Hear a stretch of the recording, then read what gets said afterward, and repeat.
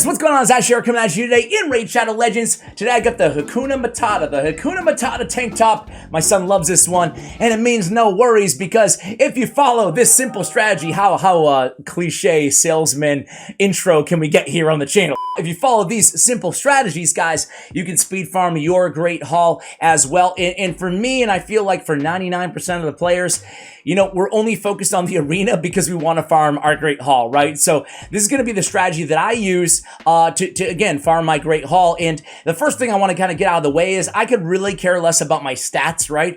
You're going to take some L's in the arena, and I don't sweat it, right? So I'm obviously not going into, especially, you know, back in the early days of playing, I'm not going to go into the most difficult arena teams like a team like this. I might just think, you know, I don't have the champions to combat this team, so I'm just going to skip it. There's nothing wrong with skipping and refreshing or just waiting a little bit or just taking the L, you know, like ultimately, you know, who cares about taking a loss? You lose a little bit of trophies, you gain them back on the next one. So throughout my entire raid career, I pretty much always gone with a one champion defense. I might not have it on right now. I have like some OP defensive team because I wanted to actually gain some trophies again. I fell a little bit too low, but for the most part, I just go with one defensive champion. I give out those free dubs to whoever faces me, and then that keeps me kind of in that arena threshold. I'm obviously max now, so there's no reason to keep, you know, to try to go lower, to try to gain higher. So having one champion on defense is going to keep you in that trophy range to where your comfort zone is, right? That way you don't get too high in trophies to where the teams are impossible, and that will really slow down your Great Hall farming process. So I'm not afraid of losses, and I set one man yeah, boy, or one woman champion defenses, right? Back in the very, very early days of Raid Shadow Legends, I would run a team like this, and I changed my strategy. We're gonna talk about how, but I wanna show you like one of my first arena teams. So I was very lucky, and I pulled a Skull Crown very, very early. You can use like Gorgorab, basically a speed lead, right? So I used Skull Crown. Where are you? Right in front of my face somewhere, right? I used Skull Crown as my speed lead, so increase speed in arena battles by 23%. And then back in the early days, I would have a speed booster. So she's my nuker on this team, even though she's my speed lead. It gets kind of, you know, maybe confusing for new players, but essentially speed lead, but she's my nuker. Nuker to me is the least important part of an arena team, right? You know, as long as you have somebody who can deal a decent amount of damage, you're good to go, right? So Kayle is totally fine to be a nuker on your team. So anyway, speed lead, that's my nuker.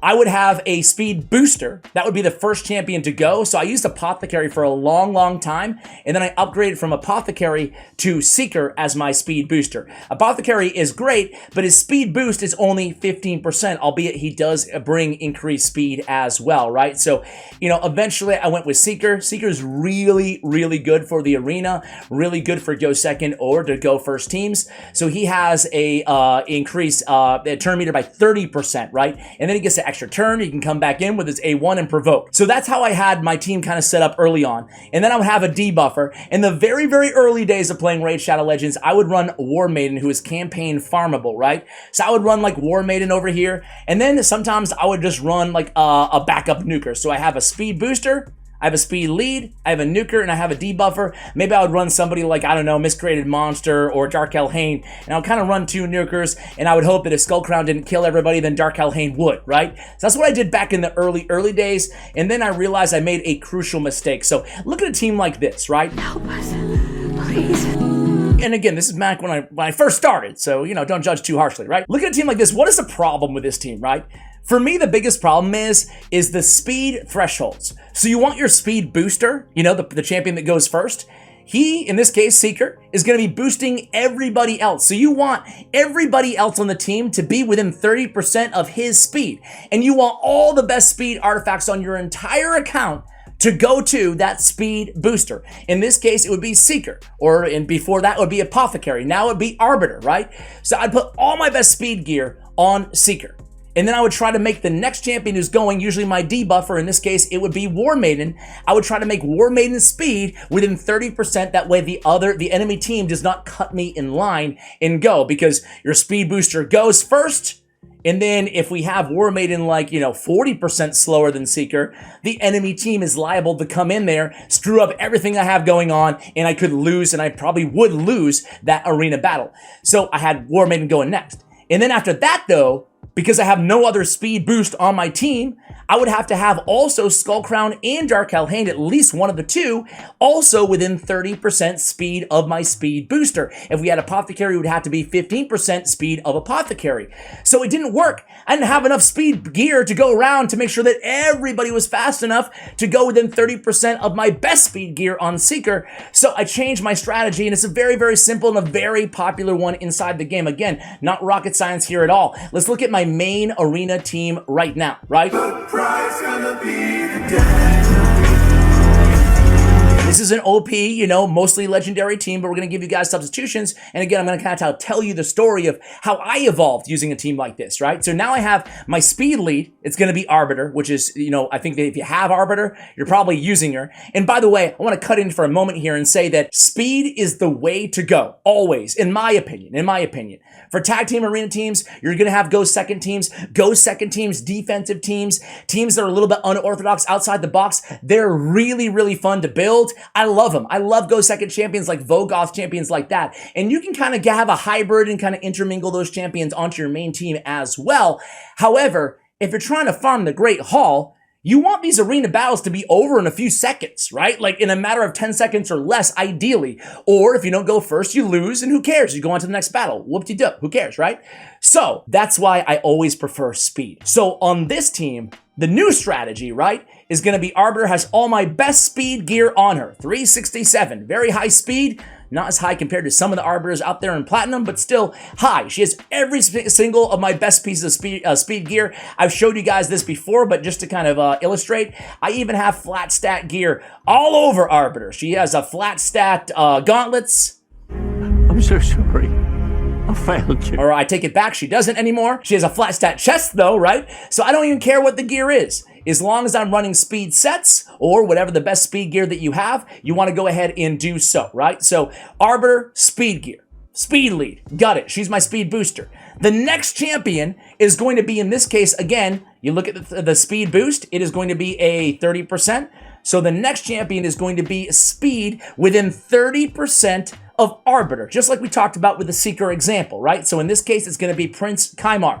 So Prince Kymar is going to come in here. His speed is 285. That's going to be plenty to make sure that he goes second on my team. The thing about Kymar, though, is he's going to come in and crowd control the enemy team with his A2 sleep ability. He's going to put them all to sleep. So I have my Kymar built with a lot of accuracy as well. Could probably stand to have even a little bit more. At 416 though, it gets the job done more often than not.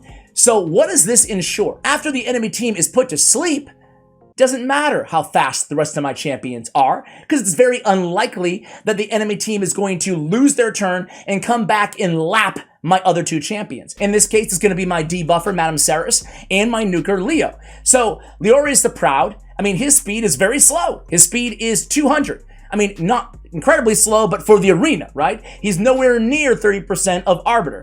But it gives me the luxury of really bringing down that speed threshold and not really caring, frankly, you know, how fast the other champions on my team are, because we have that CC champion going next. So in terms of other CC options, my other favorite crowd control option that I have on my account is Cornelia.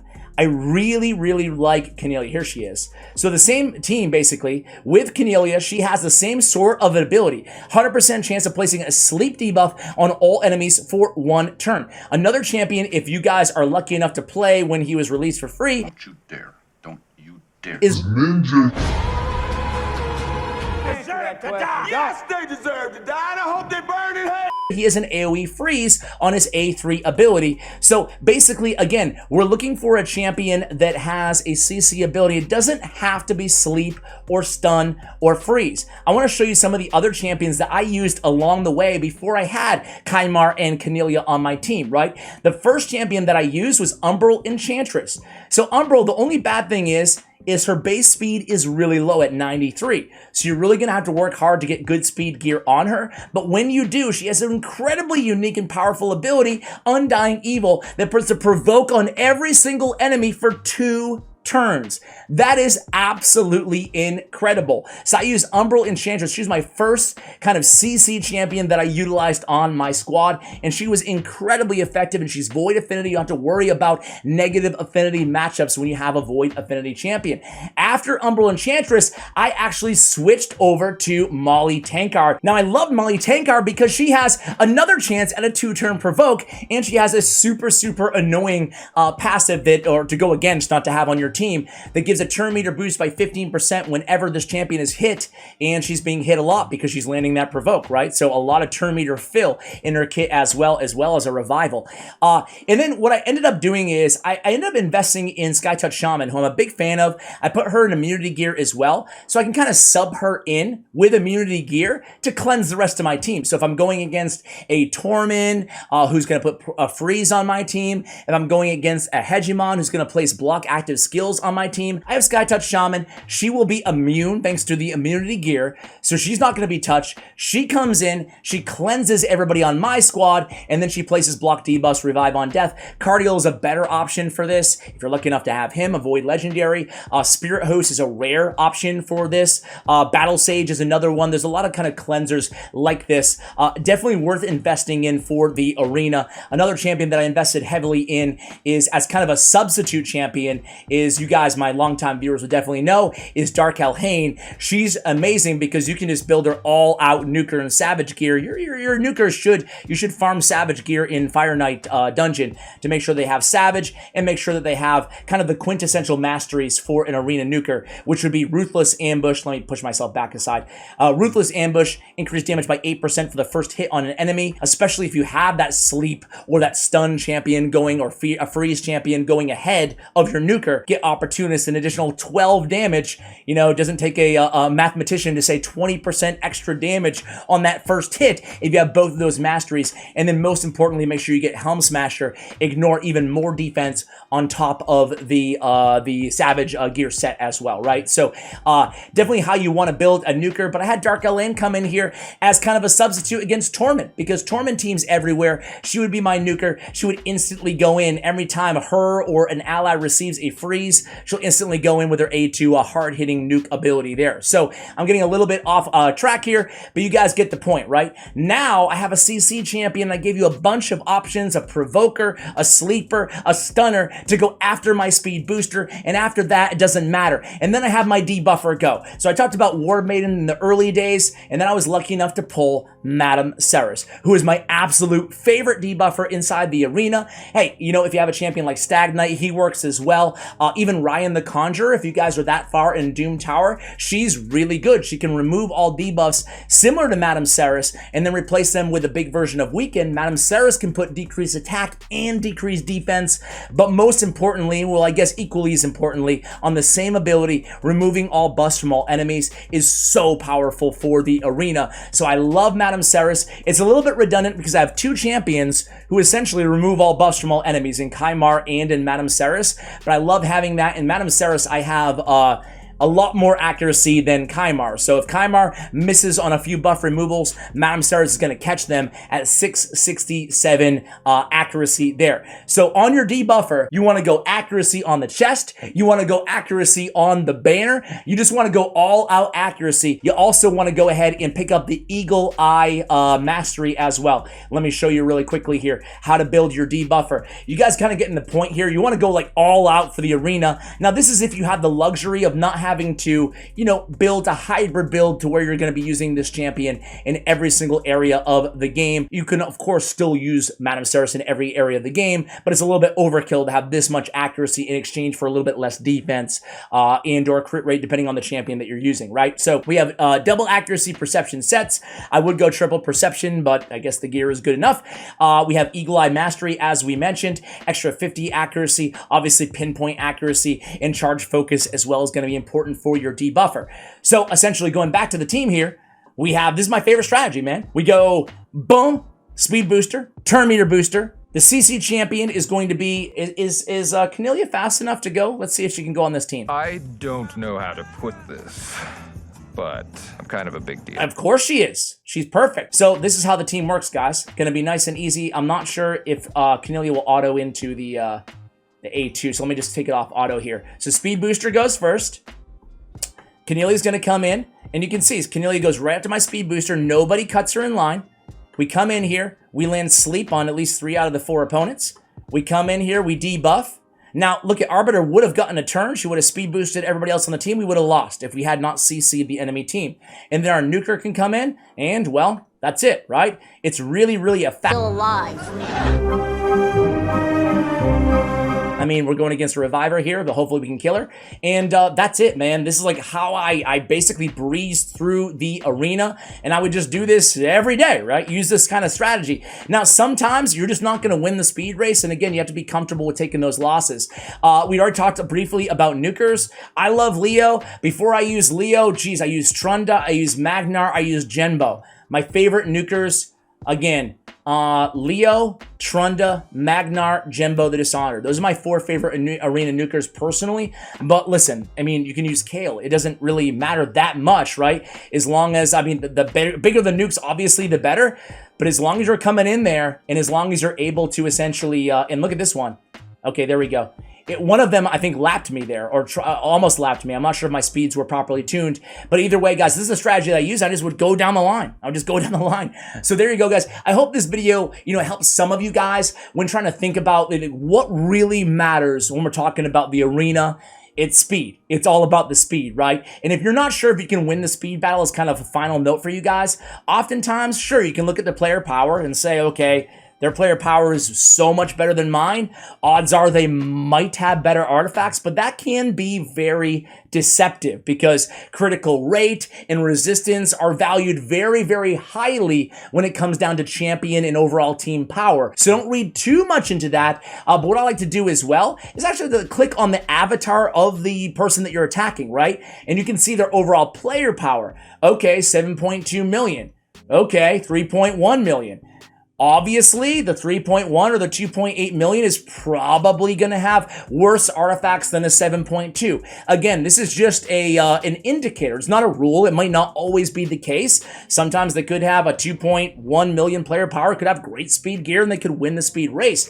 But if you have double the player power of whoever you're facing in the arena, a lot of people don't realize, new players, you can just click on their avatar and see. 597, okay, 597k player power, I'm sitting on 20 million player power.